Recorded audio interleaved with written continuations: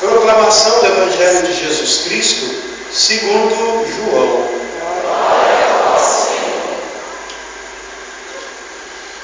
Naquele tempo, ao passar, Jesus viu um homem cego de nascença. Os discípulos perguntaram a Jesus: Mestre, quem pecou para que ele nascesse cego? Ele ou seus pais? Jesus respondeu: Nem ele nem seus pais pecaram, mas isso serve para que as obras de Deus se manifestem nele. É necessário que nós realizemos as obras daquele que me enviou enquanto é dia. Vem a noite em que ninguém pode trabalhar. Enquanto estou no mundo, eu sou a luz do mundo. Dito isto, Jesus cuspiu no chão, fez lama com a saliva e colocou-a sobre os olhos do cego. E disse: Vai lavar-te na piscina de Siloé, que quer dizer enviado. O cego foi, lavou-se e voltou enxergando. Os vizinhos e os que costumavam ver o cego, pois ele era mendigo, diziam: Uns diziam: Sim, é ele. Outros diziam: Não é ele, mas alguém parecido com ele. Ele, porém, dizia: Sou eu mesmo. Então lhe perguntaram: Como é que se abriram os seus olhos? Ele respondeu: Aquele homem chamado Jesus fez lama, colocou sobre os meus olhos e disse-me: Vai a Siloé e lava-te. Então eu fui, lavei-me e comecei a ver. Perguntaram-lhe: Onde está ele? Ele respondeu: Não sei. Levaram então o homem aos fariseus, aquele homem que tinha sido cego. E era um dia de sábado, o dia em que Jesus tinha feito lama e aberto os olhos ao cego. Novamente então lhe perguntaram os fariseus como tinha recuperado a vista. Respondeu-lhes: Colocou lama sobre os meus olhos, fui lavar-me e agora vejo. Disseram então alguns fariseus: Esse homem não vem de Deus, pois não guarda o sábado. Mas outros diziam: Como pode um pecador fazer tais sinais? E havia divergência entre eles. Perguntaram outra vez ao cego: E tu, o que dizes daquele que te abriu os olhos? Ele respondeu: É um profeta. Então os judeus não acreditaram que ele tinha sido cego e que tinha recuperado a vista. Chamaram os pais dele e perguntaram-lhes: Este é o vosso filho que dizeis ter nascido cego?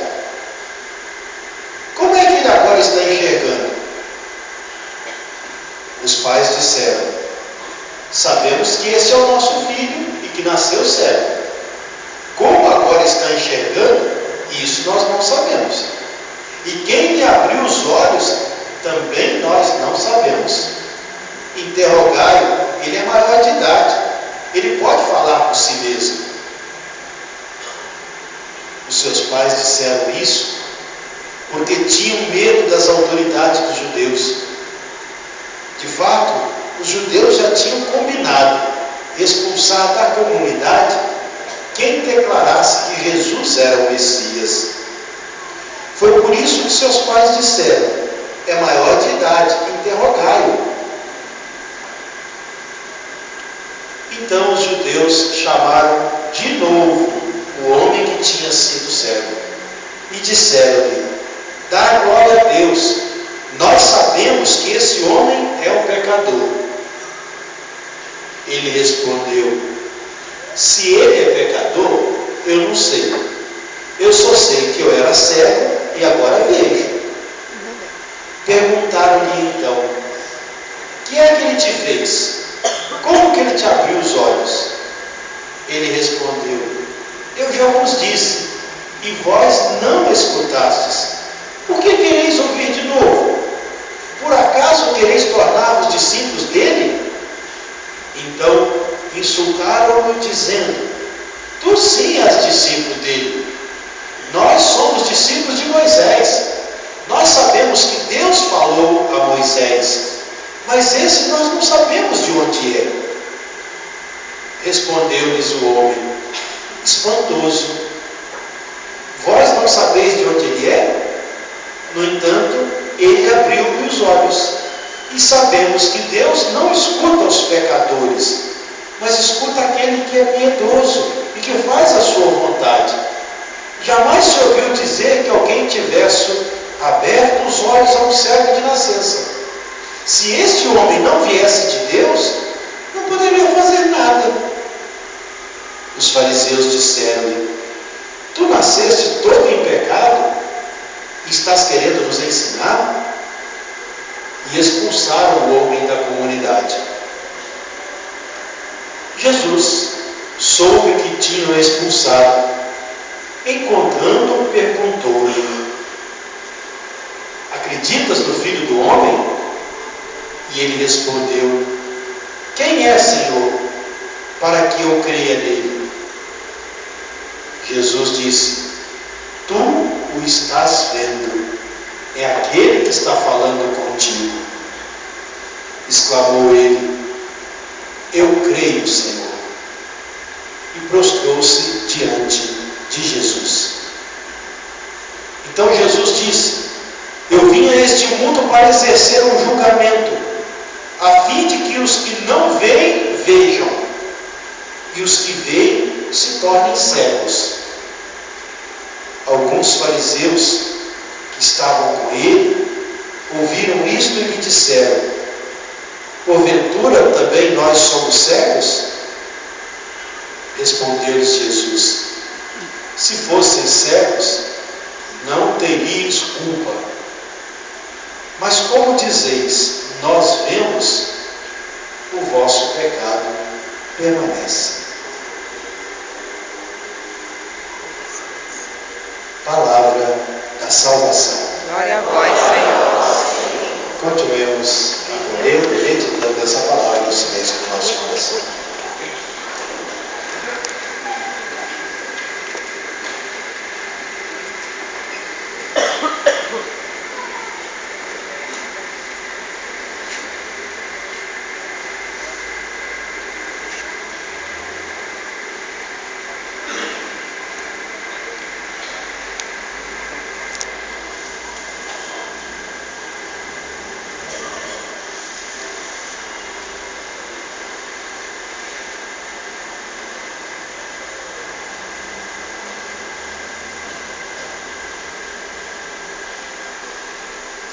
Caríssimos irmãos, caríssimas irmãs, estamos celebrando o quarto domingo da Quaresma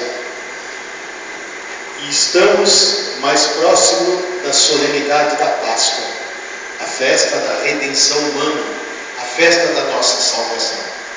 Por isso esse domingo é chamado Domingo da Alegria, exatamente porque já estamos mais próximos de celebrar o mistério maior da história da humanidade. E é por isso, caríssimos irmãos e irmãs, que também continuamos nosso itinerário quaresmal, marcado pelo convite de Deus para que repensemos a graça batismal que o Senhor nos concedeu. Então o tempo da Quaresma é um tempo de além da nossa penitência, também nós buscarmos revigorar a graça do batismo que o Senhor nos concedeu. E a liturgia da palavra, então, caríssimos irmãos, caríssimas irmãs, faz para todos nós alguns convites, apontando para todos nós alguns desses inúmeros sinais do mistério de Jesus Cristo, do mistério de Deus na vida da humanidade. A primeira leitura que nós ouvimos, um aspecto fundamental na eleição de Davi como rei de Israel, depois de um longo período de juízes, é exatamente na escolha. Deus não olha as aparências. Deus escolhe segundo o seu coração aquele que vai reinar sobre Israel. Então, para todos nós, é um convite que nós examinemos também, porque muitas vezes nós somos homens e mulheres que nos deixamos levar pelo nosso tempo, pelo tempo que nós estamos vivendo, e às vezes olhamos as aparências. Deus não. Deus olha o coração. Deus conhece a mim, a você, a cada um de nós por dentro.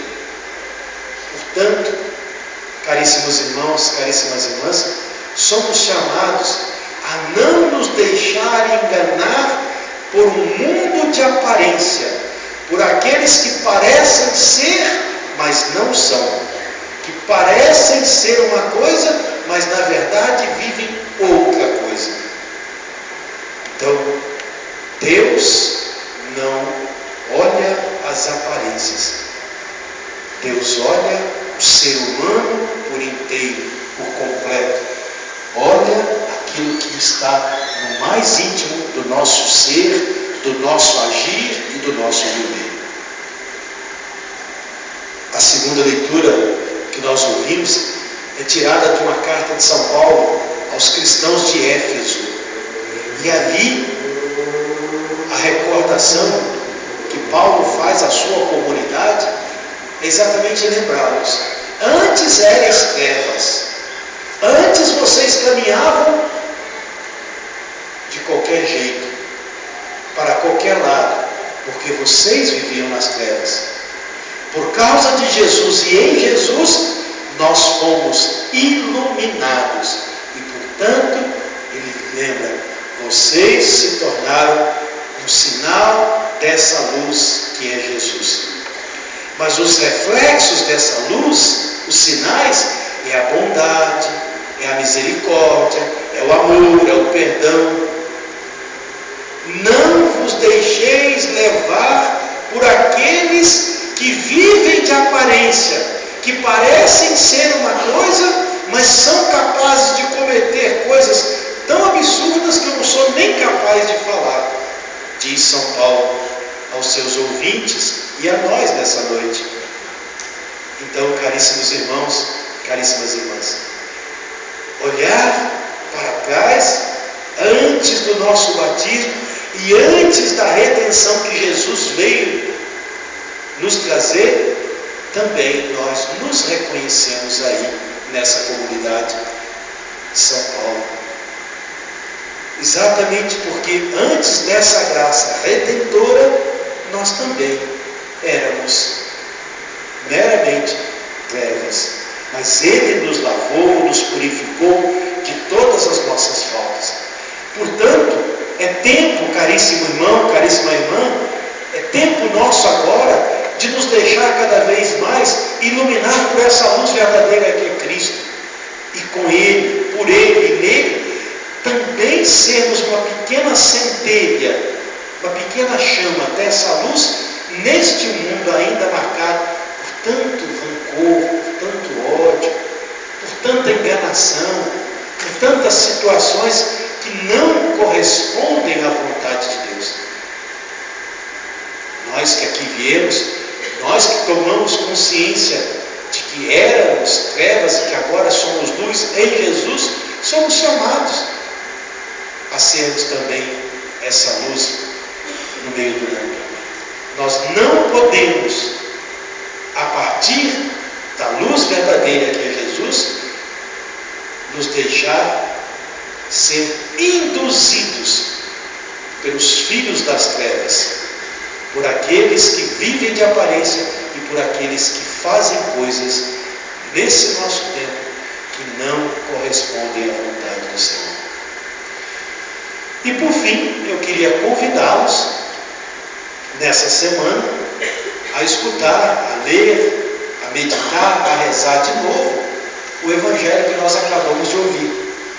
Um Evangelho longo, que está lá no capítulo 9 do Evangelista São João, a partir do versículo 1 até o 41, que a gente pudesse exatamente retomar o itinerário batismal que foi feito com aquele cego, onde ele foi paulatinamente conhecendo Jesus, testemunhando Jesus, falando dele, ao ponto de depois dizer, professar com convicção que de fato acreditava nele. Antes, ele falava de Jesus. Ele, todas as vezes, e não foram poucas, nós ouvimos que eles perguntavam a ele: quem foi que te abriu os olhos? Como é que foi feito? Por que foi feito? E ele cada vez dizia isso. E ele foi assim crescendo. E ele foi falando, foi testemunhando Jesus Cristo. E aí no segundo encontro, nós ouvimos quando Jesus pergunta se ele acreditava no Filho do Homem. E quando ele de fato vê quem é, ele diz: eu creio, Senhor. E prostra-se diante de Jesus. Então, aquele homem cresce na sua cegueira para acreditar em Jesus. Os outros não. Os outros que se achavam conhecedores da verdade, que se achavam pessoas que viam muito bem, quanto mais eles ouviam falar de Jesus, maior era a cegueira que acontecia neles. Para quem tem fé, o milagre, o sinal, já está presente no nosso meio. Para quem não tem fé, o milagre pode acontecer que ele vai continuar não acreditando. Tem gente que fica esperando o milagre acontecer para crer. É preciso crer, porque o milagre já acontece. Nós é que às vezes, nas nossas cegueiras, não conseguimos enxergar o milagre de Deus na vida de todos e de cada um de nós. Portanto, caríssimos irmãos, caríssimas irmãs, viver de aparência é viver na cegueira, é fazer de conta que estamos vendo. Viver de aparência é olhar apenas o superficial. Aquele homem foi capaz de se deixar conduzir, iluminar por Jesus Cristo e com ele enxergar verdadeiramente. Os outros não. Continuaram a sua cegueira, embora dissessem que viam, embora achassem que enxergavam. Que o Senhor então abra nossos olhos para que possamos ver a sua graça que se aproxima cada vez mais de nós. Que o Senhor abra os nossos olhos, os olhos físicos, os olhos do coração, os olhos da nossa fé, para que a gente de fato nos deixe também chamar a atenção pelos apelos que a igreja nos faz através da campanha da fraternidade. Não ao tráfico humano, não à manipulação da vida, não à escravidão das pessoas, seja nos ambientes de trabalho, seja para a prostituição, seja para tantas outras formas. Que o Senhor abra os nossos olhos também, especialmente para aquilo que a gente nessa semana de maneira muito especial, constatou: infelizmente, ainda entre nós, há muitas pessoas que acham que a mulher pode ser violentada de qualquer forma como objeto. Isso é um pecado aos olhos de Deus. Que o Senhor então ilumine nossas vidas, nossa fé, nosso coração, nos ajude a sermos autênticos sinais da luz verdadeira que é Jesus Cristo, e nos ajude a brilhar nessa sociedade que precisa de cristãos e cristãs de fato que vivam o Evangelho como aquele servo, para que o mundo creia não em nós, mas em Jesus Cristo, nossa luz, nossa salvação. Deixa-nos do céu entrar, deixa-nos do céu entrar, abre as portas do seu coração e deixa-nos do céu entrar. Mais uma vez. Deixa-nos do céu entrar, deixa-nos do céu